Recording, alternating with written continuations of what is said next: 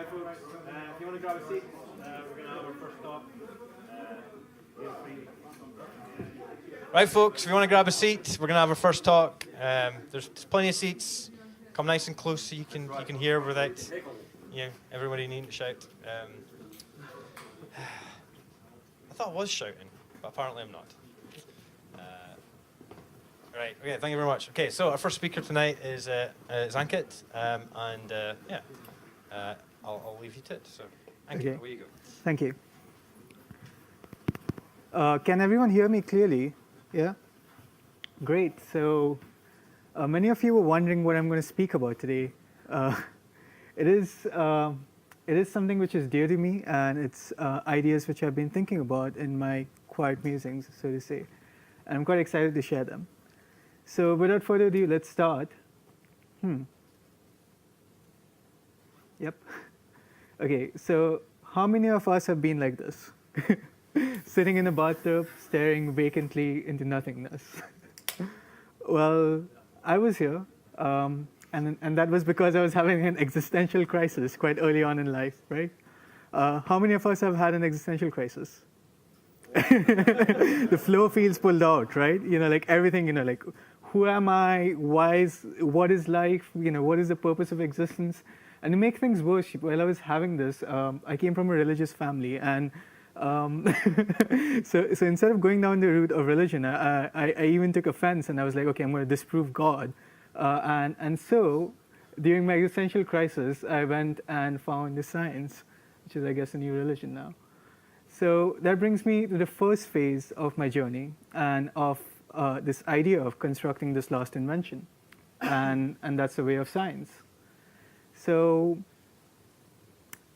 for those of us who had an existential crisis, how many of us opened a book on cosmology and learned about the Big Bang and started watching theories on popular science? Yeah, well, that was me, right? So asking this question of who am I, where do I come from, and what's the meaning of all of this, inevitably led me to the field of cosmology and things like Big Bang, and how energy condensed, and you had the first atoms, and then you had matter and antimatter. Those they had a fight, and apparently a bit of the matter survived, and then that kept increasing in complexity till we had our present universe.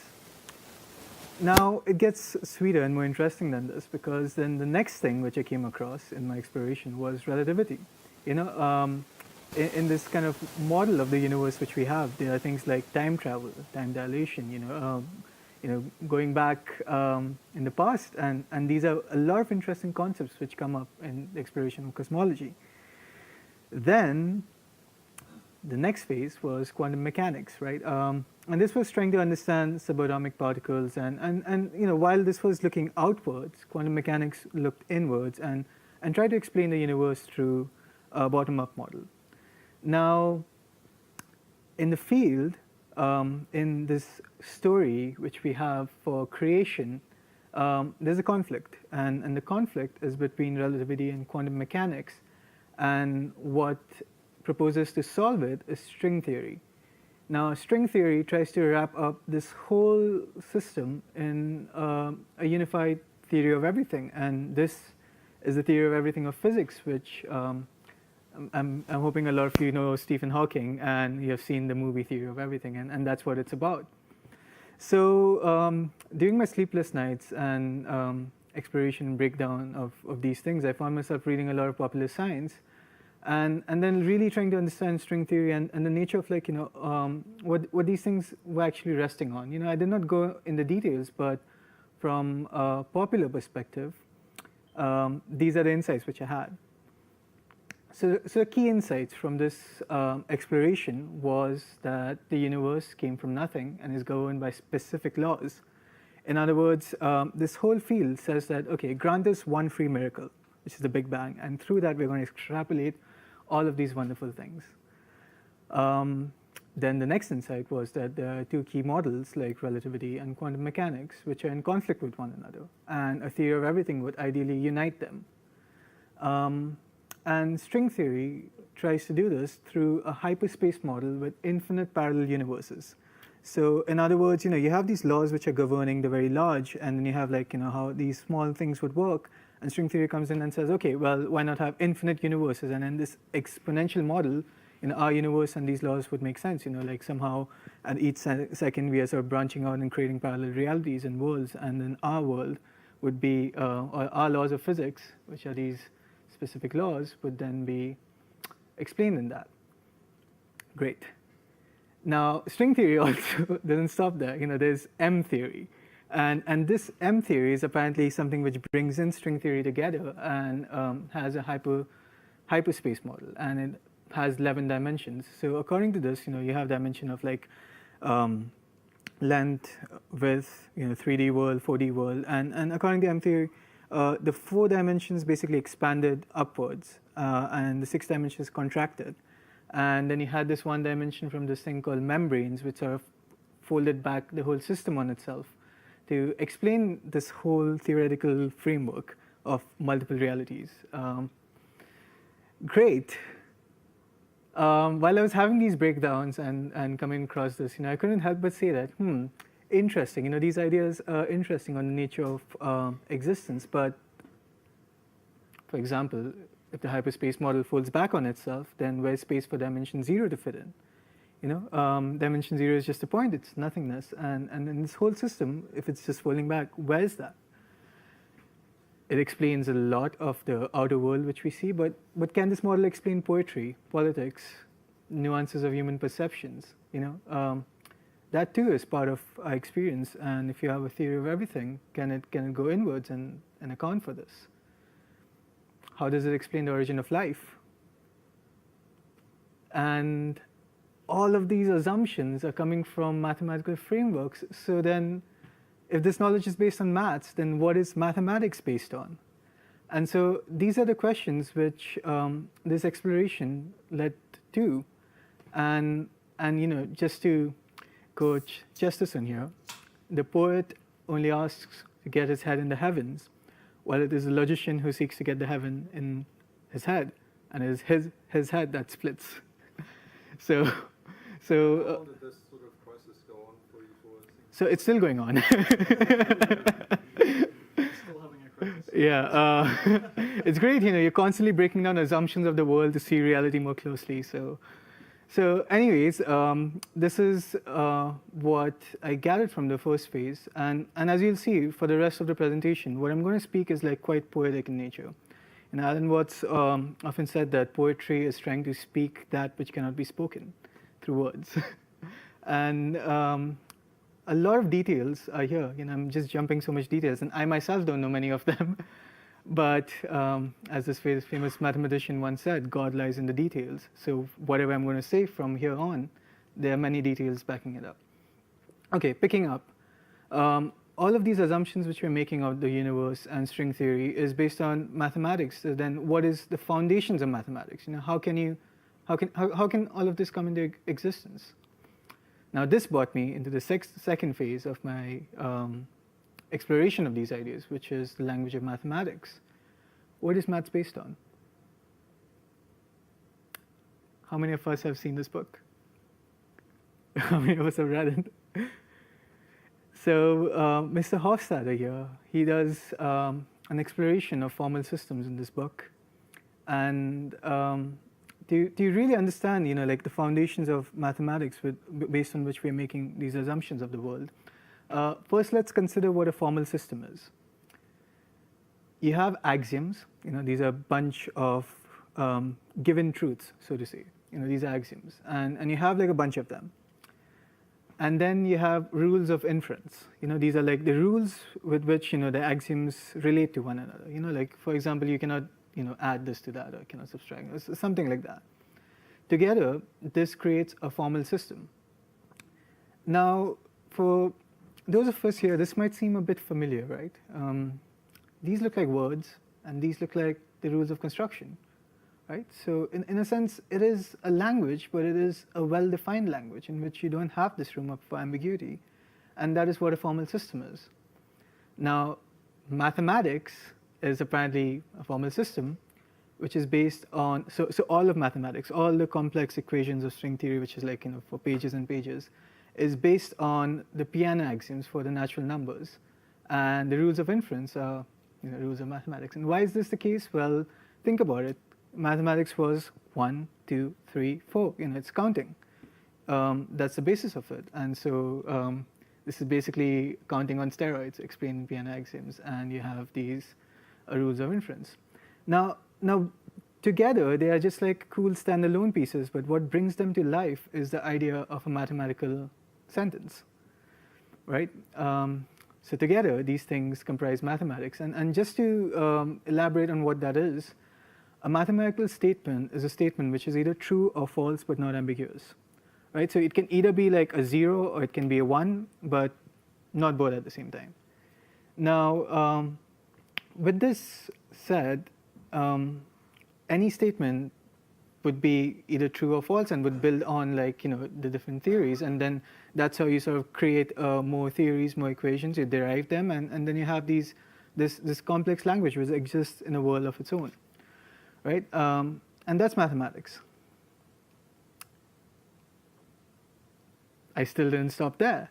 I was like, okay, this is all of this is great. So you have this model of the universe. You have mathematics, which is the language which is describing it, and that's founded on the mathematical statement, which is a formal system based on natural numbers.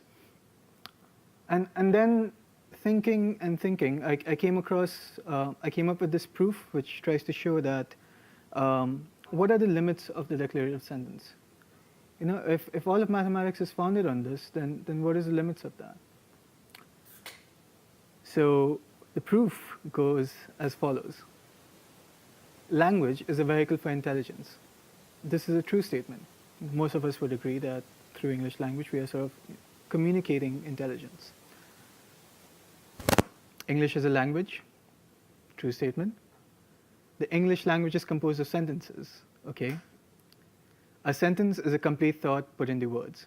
In the same way, if you can have an abstract agreement of language is a vehicle for intelligence, we might even agree that sentence is a complete thought put into words, which is the definition which I came across for what a sentence is in the grammar book. Now, there are 4 kinds of sentences in the English language, right? You have like a command sentence, you have the declarative sentence, you have the interrogatory sentence, and an explanation sentence. So from here, then I can derive that there are 4 categories for complete thoughts, right? A sentence is a complete thought. There are these 4 types, and so if I have to complete a thought, then there are these 4 buckets which they are going into. And so if all of mathematics is resting on the declarative sentence, which is also what all of computer science is, which you'll see shortly, then could we say that all of mathematics rests on one category of thought?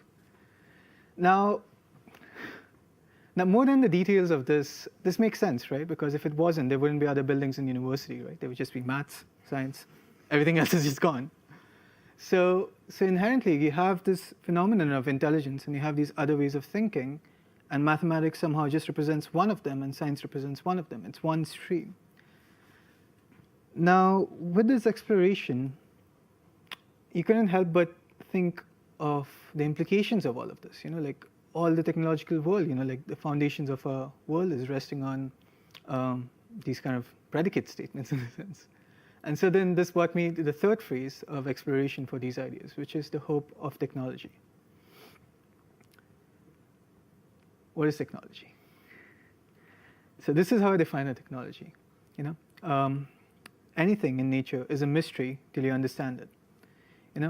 Once you understand it, it becomes a technology. So technology is a mastered mystery to produce magic, right? So somehow you understand how things are working. The mystery is no longer a mystery anymore. You've solved it. And now you can use that to poke the world in a way in which you can actually create leverage for it. Example of this. Let's take Bernoulli's principle, right? So the mathematics of it is still disputed, right? So as we showed, mathematics is a formal system which is existing on a world of its own. But then you have science, which sort of tries to bring mathematics and link it to the physical world which we experience. Now, the basis of Bernoulli's principle is disputed. I mean, the mathematics might be. But what people saw is that, what he saw is that, okay, if I have a curved surface and it's moving through space, then what I notice is that, there's a lower pressure on top, and there's a higher pressure on the bottom, and so that produces lift because that's how wind works. Air moves from high pressure to low pressure, and so he used the language of mathematics. This is also what Newton did with like the world. He used this abstract language to put the phenomenon in a way in which you have power over it. The god of technology is Prometheus in Greek mythology, and Prometheus itself, the word means foresight. It's the foresight which you get. It's the kind of precision with which you can now poke the world. Before Newton, people said invisible objects move things. And he said F is equal to ma. And that's a more precise way of looking at it, because of which you can cause more lasting changes. So that's the nature of technology, right? So from mathematics, you can see that mathematics is this language, and when that's sort of put in a natural phenomenon to describe it in well-defined terms, leads to leveraging that phenomenon and creating technology. Now, I said that technology is basically an understood mystery. So coming from the greater mysteries, I kind of found myself landing on the cutting edge of technology, right? Because the exploration first was like outwards, like why is this, why is this, why is this, why is this? And as kids, we have all done that, But I'm going to make a bold statement here. And the bold statement is that in this exploration of why did this come from, where did this come from, where did this come from, the last question you can ask is why you can question it all. And that's going to take you inwards and upwards in an internal realm of thought. And that goes also with the proof, like the 4 ways of thinking. So the greater mystery, right? The greater mystery for me was artificial intelligence, and that's where I found my obsession to really understand, like, what is intelligence in the first place? What is this phenomenon which is making sense of things? Great. Now, I started my exploration with computer science, as most of us have here. And as I went through it, the way I began seeing a program then, in the same way you kind of can imagine the Bernoulli's principle is like taking a natural phenomenon and you're putting it in this well-defined language. So you have the leverage. What I saw a program as is that you're taking a perception and you're freezing it as code using well-defined mathematical tools. So this made me think that computer science is then a humanities discipline. In the sense that every program is open for interpretation, and the different people can solve it differently. And this is why hacking exists, because if it wasn't, then it would be empirical. So then this brought me to this idea that, okay, software amplifies thought processes that have been captured through algorithms. And that's basically what it does. A machine is anything which overcomes human limitation. And computer is a machine which overcomes a limitation of thought.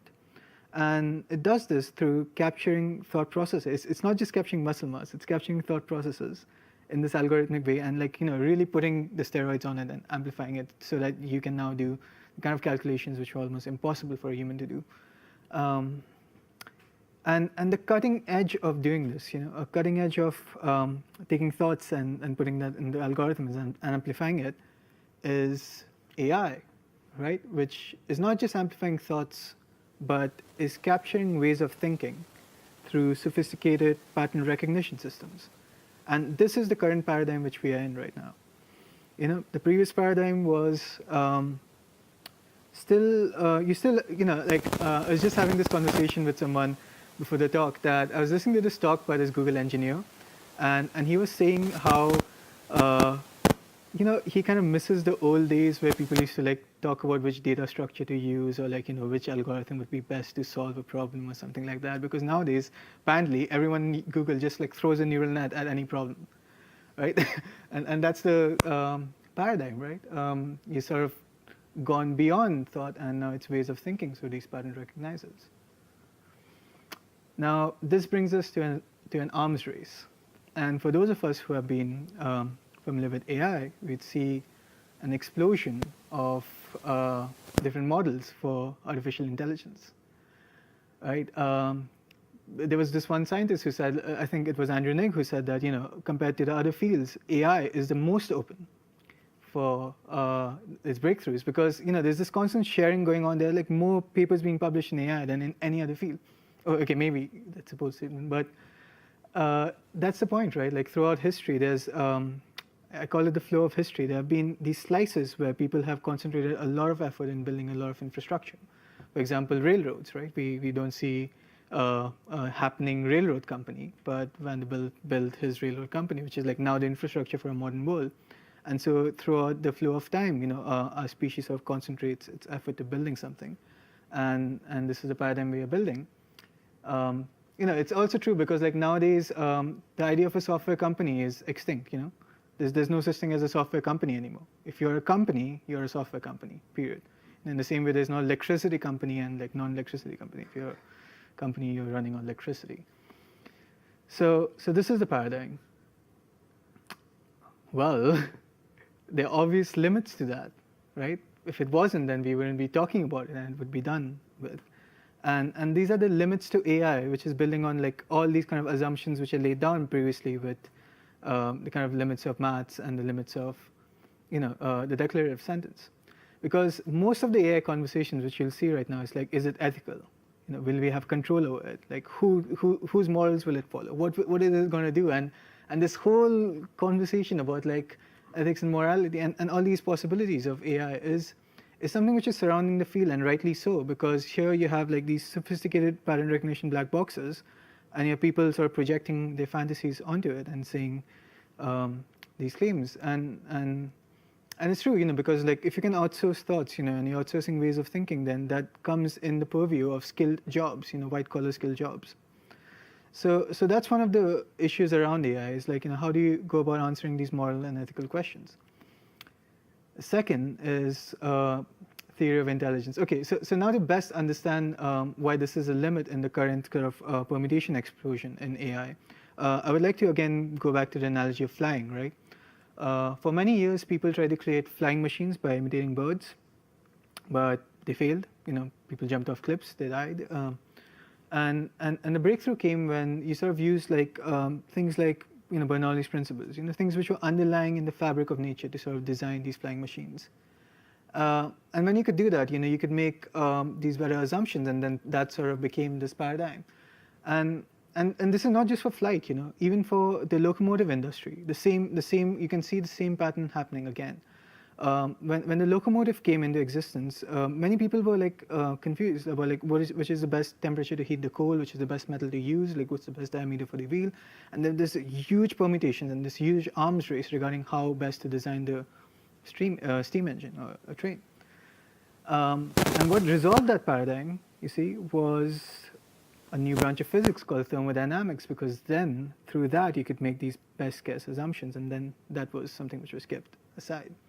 And I think AI is going to run into this problem, and it's going to be more apparent, as it already is with this idea of like labeled data. So if you're an AI company, the only two things which is going to protect you, like patents, forget patents and IPs, the only two things which is going to protect you is the data set in which you train your models and talent. And that's the way you can succeed as an AI company. And that's because data has become so valuable, and it's the commodity of the future. And that's also because they're running into this problem that, okay, if I'm training this pattern recognition system on what's meaningful, and this is what I define meaning as, then how can you make a lot of these extrapolations to like so little information? So that's another limit. So thinking about these things, I couldn't help but think that, okay, so if in software you're taking a perception and you're basically capturing it, you're taking thought processes and you're capturing it, then computer science, really, to think of this as a science, you'd have to go into the very metaphysical realm, which is the internal realm of thought, right? Because that is basically what's being projected on to code as we're going on. And if so, I kind of had this speculation that, could there be axioms of thought? Could there be that, fundamentally, beyond our culture, beyond our limitations, beyond the way we think about things, like all thoughts could be coming from the same groundwork, or the axioms, or certain axioms which sort of determine any thought process you can make. The very fact that I'm speaking these words, and you have an internal dictionary in your which can take these words and recreate it into your own experience, and you can think the thoughts which I'm thinking. Isn't that crazy? So at some point we're meeting each other in language. And if that's true, then could software be created through these axioms of thought? And so I had this idea called axiomatic software, which is software which would be unhackable, and software which would then come and try to bring a closure to this paradigm of constantly switching beyond perceptions, because this would account for all perceptions.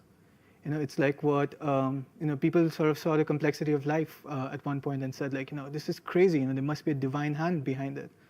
But now we know, like all this crazy complexity of life is coming from ATCG in different combinations. So could that be for thoughts? And if this is true, then the implications of this are huge, because you can transcend culture, you can transcend morals, you can represent everything. And now this brings me to the next phase of this exploration of these ideas for this kind of theory of everything and Last Invention, and that is the mysteries of the metaphysics. So fueled with passion and ambition, I was like, if I need to understand the axioms of thought, then the best approach would be to go through these various religions and see what is consistent across them. In the sense that, if I sort of went through all of them, is there a primordial tradition? Are there like similarities between them? And it turns out they are. All these religions, most of them. You can think of Buddhism as like science more than religion, but there's still the idea of Brahma Vihara. They believe in one God. You can see that there are parallels between the 37 million gods of Hinduism and the choir of angels and archangels in Christianity. Christianity is coming from like more Gnostic roots, which is coming from the old Judaic traditions, and Islam is the most recent one, which is branching out from them. And throughout my exploration, yes, there were certain axioms. Like all of them agreed on a day of reckoning. These ideas, the axioms like suffering ensured evolution somehow with suffering, both psychological and real. Like life is evolving into these higher states. And as I kept searching and trying to search for these axioms, and really like trying to find these primordial traditions in this breakdown, what became apparent is that the primordial tradition is not a rule book somewhere based on which all these people derive their religions from, but it's an experience, and it's an experience which I've only touched upon. So the metaphysical universe is very interesting. It says that the material universe which we are experiencing is just one layer among these like parallel and wrapped up universes existing at the same time. Think about it. Like if I told you right now that as you're breathing out, you're breathing out these tiny organisms which have life of their own and they're replicating and reproducing, and right now you're being bombarded by millions of particles, and there are these like small waves which are hitting you. Look at me as if I'm smoking something, if you did not see or believe in science and actually inference that. So even in the world which we see, there are forces which are existing beyond it. And as you can see this quote from Galileo, that you cannot teach a man anything, you can help him discover it himself. So somehow, like there's ideas like, there's nothing new under the sun. Everything is Hubble, and what we are doing in creation is that causing this light influx. Apparently there's this consciousness force which Islam calls baraka, which is consistent across all of us, across all life, and it's this life force coming and cementing itself, and we are sort of conduits and vessels for this. And in the sense we sort of constantly rediscover and forget ideas, and we come back to it with more depth and clarity. And that's also the nature of work. They think work is not something you do to pay the bills, but an exercise to see who you're capable of becoming by grounding a level of your consciousness through an act of expression, and so you can access more, and ascend higher. Great. So with this exploration, and this is what's going to tie this back together. I say I have a theory, and I call it the theory of everything and the theory of AGI. But I just want to be clear about what I mean when I say I have a theory. It's not that it's kind of like this rule book, and you kind of make it, and like you derive these equations from it and all of that. The word itself, theory, comes from theo or io, which is divine perspective. So theory is a perspective, and somehow between all the perspectives we can take, it's a divine perspective, which is saying that it's a perspective which is rooted in something which is fundamental in the fabric of how things are. And my theory is, I'm calling it qualia spaces for now, and it assumes that it assumes this idea of a qualia space. So you can think of like formal systems like branching out from mathematics, and that's sort of just one stream of like the whole idea of intelligence. But there's no so the fundamental difference between me speaking in English language and me speaking in mathematics is that in English language I'm just using words to point at things, and there's a lot of room for ambiguity. But maths is existing at a higher level in which it's not, like when you look at an equation, it's sort of describing all these permutations. Which so for example, the equation of a parabola is describing all these parabolas which you can take at the same time. When you look at pi, it's the time you looked at it, it sort of added another number to it after its decimal place, and it's alive. So in a sense, like words are pointers, and maths is like more alive in a way. But and this idea of a qualia space, which is part of this theory, which is trying to wrap all of this up and represent these other dimensions of intelligence as well, which is the general theory for AI, assumes that Okay, so the idea for this started off with the thought experiment, right? Like, how would a glass of water perceive water? For us, we perceive water by, when we shower, we can like touch it, we can feel it. It's water. How would a glass perceive it? And I thought about this, and I was like, maybe the water changes the pressure of the glass differently because of because of the liquid. Liquid has a higher pressure at the bottom than on top. Maybe it's latent heat, the way it sort of takes away heat from the glass would be different. And so a glass might understand water in its own language. And so, so do I, because I'm limited by 5 senses. But the quality of a water, which is a property of an object beyond the object itself. So for example, the quality for red is redness. The quality for water would be waterness, and that's transcendent. And the experience of a glass and me of water would be the same. And this sort of brings it back to ambiguity and sort of making sense of that. So anyways, my theory proposes this idea called qualia spaces and notional laws, which is, it's basically talking about how consciousness is evolving through this idea called notional selection and notional templates. And even things like mathematics could be explained as one aspect of this notional template. And through notional selection, you can explain certain phenomena power structures or why there are hierarchies in the human species, and a host of different ideas. But this is kind of my take on bringing the theory of everything and the basis for AGI under one roof. But how do I know I'm right? How do I know I'm not crazy and just going on an existential crisis and having sleepless nights? Now this brings me to the last phase, and that is my company and the Last Invention. So Escata is an online platform which is trying to create a new kind of world, which is a new kind of participation, and it's trying to create the future of work. I once had an interesting conversation with someone, and they said but this platform is meant for people who are just enlightened. What would you tell someone who's trying to pay their rent and trying to pay their bill? And the first thing which came out of me is that tell them that the size of their problems is somehow the size of their life, which is to say that why don't you ask better questions? Why don't you ask a question like, instead of paying my rent, how can I be financially free? And then you step into this larger story. So this is a premise for a larger story based on a lot of political and economic factors which currently govern us right now. And as I said, God lies in the details, and whatever I'm speaking right now is a poetic take on it. So we're heading towards an unemployment crisis, and people sort of look at that and are terrified, because then what is the point of human existence? What's the point of human meaning? How are we going to deal with all of this? And I think even if you look at the story of science, you would see that gradually everything has been outsourcing. We've been outsourcing stuff. For example, natural philosophers were considered quite valuable early on, and then mathematicians weren't considered that valuable, and then you sort of come in towards the early 1900s, and then mathematicians were considered very valuable, but computer scientists weren't, and now computer scientists are considered very valuable, but spiritual people aren't.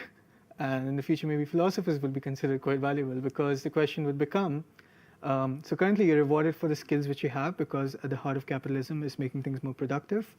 In the future, it's not going to be all the skills which you have, but what can you do with these skills, which goes back to who you are.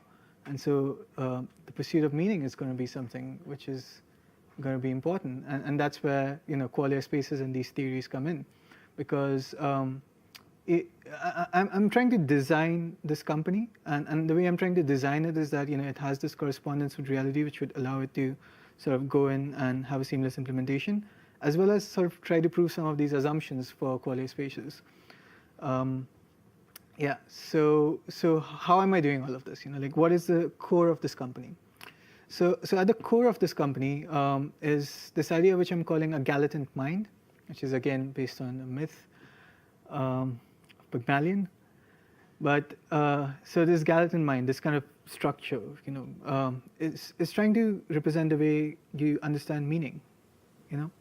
Right now, a lot of AI methods, as I said, they're like very sophisticated pattern recognition systems. They'll see your behavior. They'll see the data which you've created. They'll sort of trace this data trail which you have made, and then try to make this best fit assumption based on your behavior and like what you've given out there. But this is trying to go and model your perception of meaning, which is of a different level. And then the second half of this is this global network of fully autonomous companies. So this is going to be a global distributed network in which each node represents a fully automated company, right? Because as automation is going to come in, and a lot of these white collar jobs are going to go, a lot of these businesses are heading towards full automation. And my take on that is that why do you want UBI? Essentially what UBI is saying is if this happens and there's massive unemployment, we are just going to tax these companies so much, and the government is going to come and give free money. Where's meaning in that? And if I know anything about governments, it's a legacy system, to put it lightly. It's basically something which works on very basically it takes a lot of time for actually making assumptions, and the people there's corruption, there's things like that. And I think the future, in the future, so currently we're in the age of information, as many people call it, right? And I think the future which we're heading towards is an age of integration. The reason why I say this is because of the way I think of progress. Progress is pro-regress, which is return to a former state with more glory, in my idea, which is a story from chaos to order. And I think in the future, what you're going to have is systems which sort of integrate a lot of this information bombardment around who you are and your personality, and also your leverage. People sort of ask me sometimes, is qualia spaces, is understanding the axioms of thought necessary? Well, think about it. Right now you have the same leverage as 15 people were 10 years ago. You had the same leverage as 50 people were. So many. I know of this person who has a completely automated farm in Australia, which he controls as he's traveling the world. Imagine 100 years ago, you would have required an army of laborers. You would have required so much infrastructure, which now this person is doing using just a single phone. And that's the kind of leverage which you're heading towards. And this is also saying it's creating the future of work, because right now already, we can see with Bitcoin, people are moving away from old systems which are sort of dying. They want their own distributed systems. It's away from old paradigm, and there are ways of working in which you can earn money from wherever you want, whenever you want, doing work which you love. But it's kind of currently just spread out. And I think as the AI problems gradually begin to emerge, as they will because of economic forces, these things will become more apparent. And then this idea of creating this future of work is something which is going to be clearer as time goes on. And as we are saying, in an exponential world which we are living in, it's not a decade or 2 decades. It's a few years before this becomes apparent. If the next recession happens tomorrow, we'll have this whole infrastructure set up in the next 1 or 2 years. So this brings it under one roof. So I have this company called Escada, which I'm currently designing, and which is building on this kind of vague, nebulous idea of this theory of everything. And as the company progresses, it's going to validate some of these assumptions. And as it's also progressing, something interesting is going to happen when you have this kind of infrastructure which is trying to lay down, and that's the capitalism is going to come to an end. Sorry. Yeah, we can go too much more time. Sorry, I did not realize time. Okay, so basically, if you're heading towards fully autonomous companies, what's going to happen is that there's going to be a transition in which this idea of zero marginal cost society, in which if you want to produce a single unit of extra good, it's going to be almost zero, right? So things are going to be almost free. And in that system, as I said earlier, right now capitalism rewards you for the skills which you have. That's why in your CV you have all these skills, because it rewards you for making things more productive, which is creation of capital. For example, turning a tree into a table is creating capital. Turning a table into a violin is creating capital, making things more productive. But in a zero marginal cost society, that's not the case. You're just limited by your imagination, so to say. And so the question is like, who are you and what can you do with these things, which is a purpose-based economy. And if it's a purpose-based economy where you're sort of valued for creating meaning in someone else's life, and that's happening in an agent-based system, then you can imagine that that's going to head towards a collective enlightenment event, because everyone is rewarded for creating this meaning. And if that's the case, then I think we're heading towards a transcendence event within the next few decades. Just wrapping this up, I think the theory of everything would actually be a convergence point in which you kind of have this verification going, and you have the infrastructure being laid down, and you have us outsourcing our mind, and then sort of transcending in what this, some people call it the second coming and singularity and things like that. And I think in that point we'll be transcended in a state where we would be able to live multiple life streams in different substrates, in different timestamps, in different dimensions. And it's no wonder that aliens, we haven't found any aliens yet, because if this is possible, kind of level of reality which we're speaking of is something entirely different and new. Yes, so that's the end. Sorry I ran too late. I just lost track of time. You can contact me in my email address. You can add me on either LinkedIn, Facebook. I'm going to be publishing some more of my thoughts in Medium and blogs on YouTube. And yeah, I also do a life optimizer gig towards the end. So you feel free to contact me. Yeah, that's it.